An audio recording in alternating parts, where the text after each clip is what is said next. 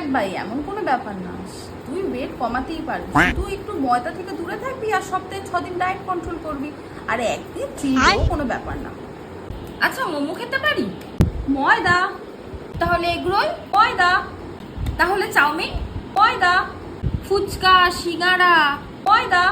আরে ভাই তাহলে আমি খাবোটা কি চিট ডেতে? আচ্ছা তাহলে স্যান্ডউইচ খেতে পারি? ময়দা। লুচি, কচুরি? ময়দা। উফ, তাহলে আমি খাবোটা কি? আরে বাবা, তুই একটা কোনো মাংসের আইটেম নিয়ে নে, ওর সাথে একটা কোনো রুটির আইটেম নিয়ে নিবি। আচ্ছা ঠিক আছে, তাহলে রুমালি রুটি খাওয়া যাবে তো? ময়দা। লাচ্ছা পরোটা?